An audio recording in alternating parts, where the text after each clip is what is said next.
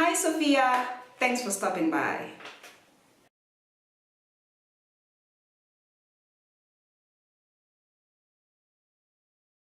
So before we even begin this video, let's just clarify on what this is. This is a band-aid. I've just recorded a video of me doing a home test for HIV. I just did a HIV home test. By the time this video is going up, you would have already watched it. If you haven't watched it, please, it's in the description box below. There's a link there and you can watch it. So for people who've known me for a while or who are close to me, they know that I always wake up at 4 in the morning. And this is a habit that I created from around 2014. So that's around what, 14, 15, 16, 17, 18, 19, for about 5 years. For about 5 years, yes, I have been waking up at 4 in the morning. Sometimes I'll take a break, but on average, that's the time that I normally wake up. And the question that I get from everyone is, why? But why? You're not going to an office, you're not employed, you work for yourself, your office is literally in your house. Why are you waking up this early? So for me, it's just a habit that I cultivated and it's something that I normally do. And I would let you know that waking up at 4 in the morning is honestly the easiest thing that you're ever going to do. And I'm going to give you tips of what I do. There are other people who use other tips to wake up early in the morning. For me, these are my about 5 tips. Okay, let's get into them. So for me, tip number 1 is I always set 4 alarms before bedtime. So my target sleeping time is at 9:30 in the evening. So by 9:30, my friends even know they can't call me, they can't do anything because they know I'm not going to answer. I don't answer calls, I don't reply to messages. Past 9:30, that's done. Even if it's business, it's done. I'm not doing anything past 9:30. So what I normally do is at 8:30, I set my first alarm. So it goes off at 8:30. That's basically the very first alarm to tell me, hey, Abby, you only have 1 hour to finish whatever the heck you've been doing. So whether you're watching TV or you've been reading a book or you've been chatting to someone online, you need to start finishing up. Then the next alarm will go off at 9 p.m. is the next alarm. So this alarm tells me, Abby, you need to shut everything off. So I know, for me, I know my weakness. My weakness is being online and having the internet. So what I'll do is I just turn off my Wi-Fi. The moment my Wi-Fi is off, it means everything else is dead. So my phone is useless, my iPad, my computer, everything is useless. So the moment I turn off the Wi-Fi, that's it. We're done. So by 9 p.m., the Wi-Fi is off. And then the next alarm will ring. Oh, and then the new habit that I've started from this year is at 9 p.m. I do a 1-minute plank. So my my plan is to get back my 6-pack. Yes, I used to have a 6-pack at some point, and then when I got it, I got very comfortable with it, and then it disappeared. Who knew that 6-packs disappear? So anyway, so part of my plan is to always be doing a 1-minute plank. So at 9 p.m. I turn off my Wi-Fi and I also do my plank. And then between the next alarm will ring at 9:15. So at 9:15 is basically just telling me this is the second last warning, Abby. This is like it's like red lights are flashing. So basically that's when I'll pack my bag for the next day, because in the morning I usually go to the gym. So I will pack my bag, pack my snack that I need. Everything literally has to be set so that in the morning is a matter of just picking it up and leaving. And then the final alarm will ring at 9:30. 9:30 I should literally be in my bed. I should be inside, like no compromise. By the time the alarm is ringing at 9:30, I should be inside. So my point number 2 is kind of related with the last sentence that I just said. When you get into bed, there's some people who find it very hard to sleep. So for me, I know light affects me a lot. I cannot sleep when there's too much light. So I invested in these curtains that they call blackout curtains. I don't know what other people call them, but the lady who sold it to me called them the blackout curtains. So basically they're the kind of curtains that you get in hotel rooms, so that when you close your curtains, everything goes dark, and I'm talking pitch black. Like even right now, it's during the day. If I close my curtains and get into my room, I can't see anything. It's that dark. So for me, that's perfect for sleeping. Also, I'm a very light sleeper, so very little noise usually affects me. Right now, I'm lucky that I live in a pretty quiet place, even though my neighbor's dogs sometimes that neighbor's dog is the bane of my existence as for now. But just get the right conditions for you to sleep. So if you know you don't like light, make sure that it's a very dark room. Or if you cannot get that, then you can get like the sleeping glasses, the ones that they give you like when you're traveling and stuff. Or you can even get sleeping glasses. Or if you know you're affected by like noise, then unfortunately, you have to find a very quiet place for you to sleep. But whatever affects me mostly that I find is my mind is usually racing. Like I think of too many things at the same time. I'll think of my business, I'll think of my friends, I'll think of a relationship, I'll just think of too many things. So you literally have to quiet yourself. And how you quiet yourself is by literally telling yourself you need to sleep. So I tell myself, Abby, relax. You're shutting down, it doesn't matter. Whatever it is that you're thinking about, it really does not matter. Go quiet, go quiet. I literally tell myself, go quiet. Abby, be quiet, quiet your mind. So the moment my mind is quiet, then usually doesn't take a lot. So you basically get to a point where you're not thinking of anything. Just relax and be quiet. So some people find it very hard, so they'll prefer to either read a book or drink some tea or listen to some music, some calming music, whatever helps for you to calm your mind, use that, because that is what will help you to relax and to sleep.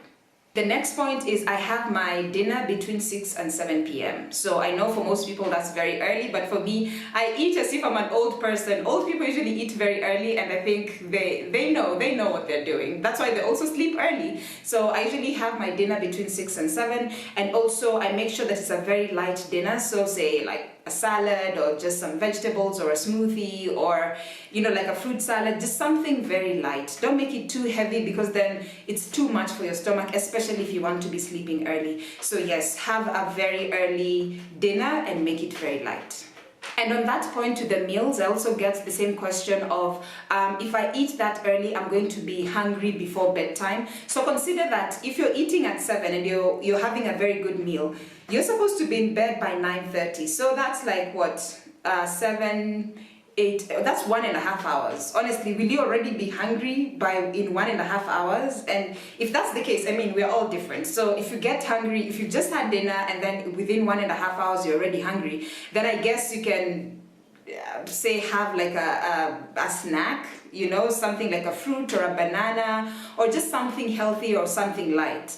But for me, what I experience is the moment I've had my dinner, usually I'll have some tea. I'm a Luya, so us and tea, we're not separated. So the moment I have my dinner, I usually have some black tea, and honestly I'm good. I don't really need to eat anything else. But if you find that you really have and you really must eat something after 1.5 hours because you're really hungry, then by all means have a snack, have something small before you get to bed.